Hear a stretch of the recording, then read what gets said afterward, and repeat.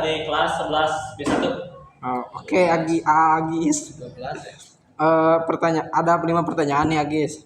Ya. Mengapa lebih memilih menggunakan WhatsApp daripada aplikasi chatting lainnya?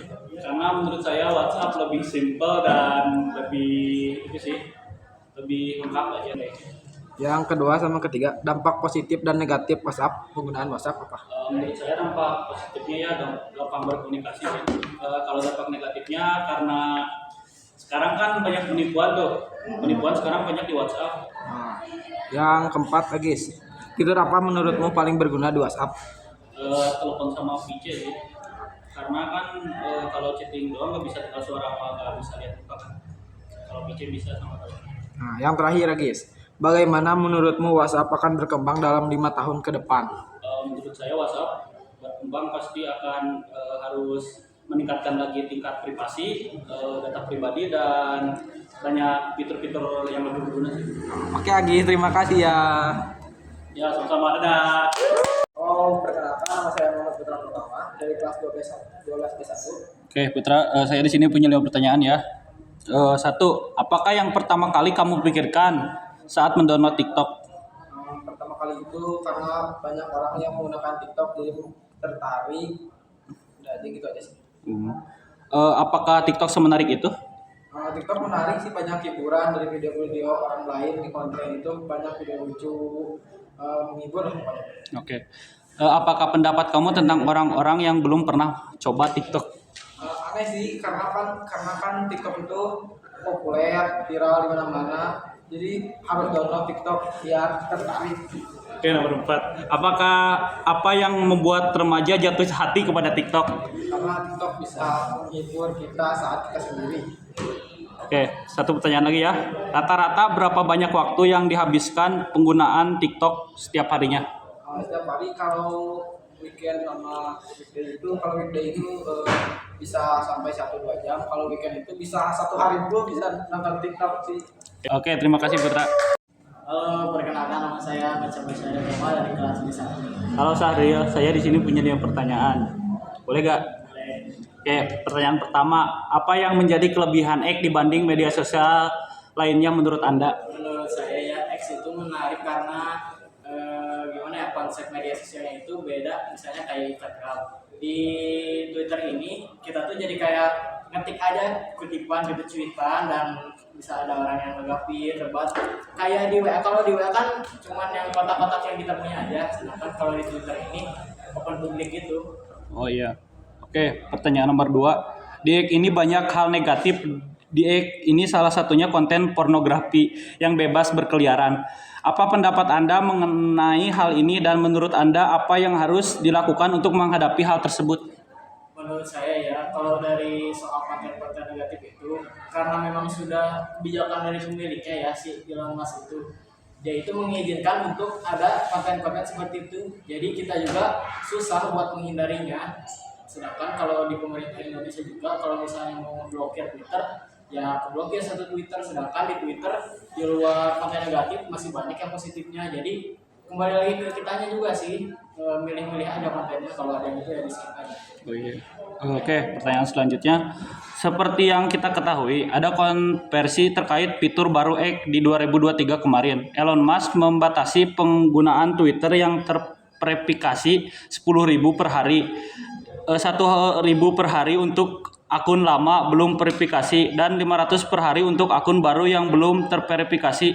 Menurut Anda apakah hal tersebut langkah yang tepat?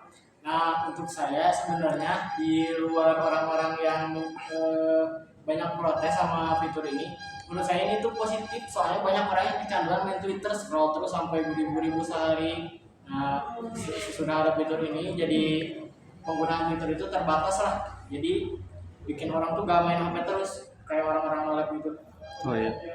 Oke, pertanyaan selanjutnya, apakah X efektif untuk dipakai bekerja atau promosi?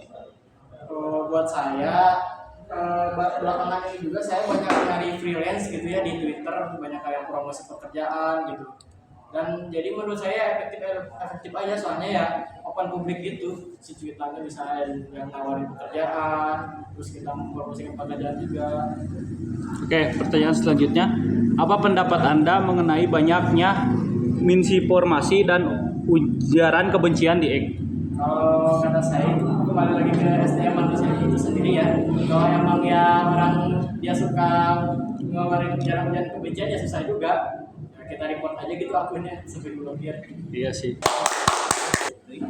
Halo, perkenalkan, aku Gina Rahmawati dari kelas 12B1. Oke Gina, kita ada pertanyaan nih seputar media sosial Instagram. Yang pertama, seperti yang kita ketahui, Instagram membantu membangun personal branding. Namun ada juga yang mengatakan Instagram menciptakan tekanan untuk selalu tampil sempurna. Apa pendapat Anda mengenai hal itu?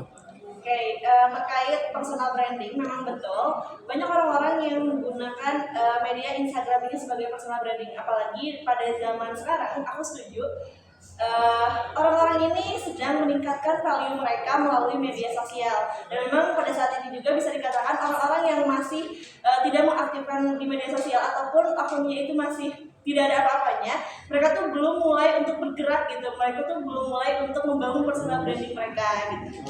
Oke, selanjutnya algoritma Instagram membantu meningkatkan engagement konten tertentu. Tapi ada juga kritik yang mengatakan algoritma membuat konten lain tidak terlihat. Apakah menurut Anda ini adil? Oke, terkait pertanyaan ini akan bersangkutan dengan FYP. Sebenarnya kalau dulu itu rame-ramenya algoritma itu cara penggunakannya itu menggunakan tag gitu kan, pakai hashtag gitu. Nah, tapi ada info dari Instagramnya resmi kalau akhir-akhir ini tuh udah tidak ada menggunakan hashtag. Jadi algoritma ini akan sesuai dengan memang konten-konten yang kayak misalnya akun aku ini udah berfokus ke tentang kepemimpinan. Nantinya akan terus FYP itu muncul tentang kepemimpinan. Begitu juga kalau misalnya aku tentang masak. Jadi diusahakan kepada seluruh pengguna Instagram itu dihimbau gitu biar mereka itu membuat konten-konten yang sesuai dengan bidang-bidang dan skillnya masing-masing agar nantinya pun orang-orang yang menontonnya pun sesuai dengan bidangnya masing-masing.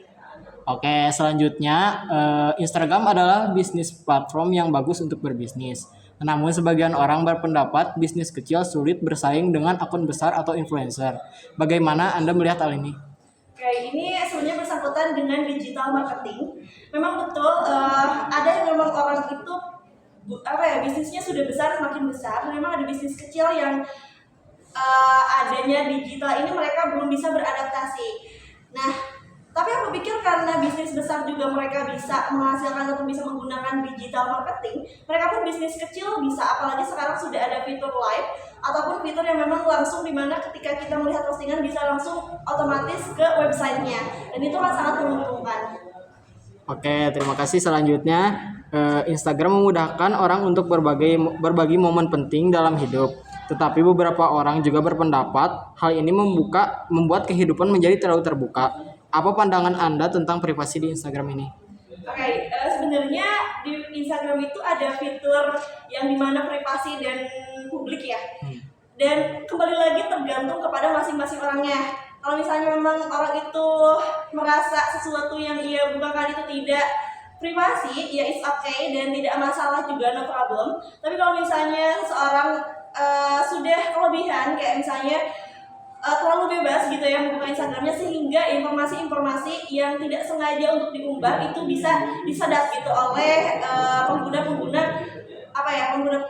komputer yang memang mereka cerdas untuk memanfaatkan informasi-informasi tersebut. Oke, pertanyaan terakhir ini, menggunakan Instagram setiap hari dapat meningkatkan interaksi sosial. Namun ada juga yang mengatakan hal itu bisa menyebabkan kecanduan media sosial. Bagaimana Anda menyeimbangkan antara penggunaan yang produktif dan penggunaan yang berlebihan? Oke, betul banget. Ini masih bersangkutan dengan seluruh media sosial. Pastinya untuk menggunakan media sosial itu kita butuh waktu dan butuh penyeimbangan. Kalau misalnya cara aku atau menurut aku ya, terkadang kalau misalnya buka reels itu nggak bisa berhenti. Tapi kalau misalnya kita buka postingan, terkadang masih bisa di stop gitu. Nah, jadi boleh untuk dibatasi gitu ya.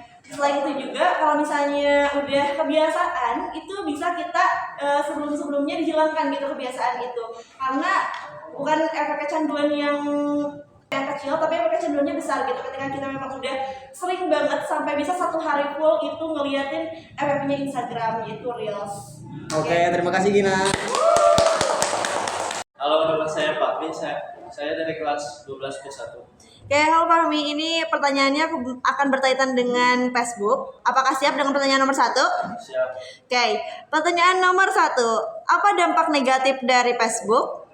Mungkin dampak negatifnya adanya fitur live streaming yang disalahgunakan untuk penjualan obat-obat terlarang, judi online, dan aktivitas ilegal lainnya.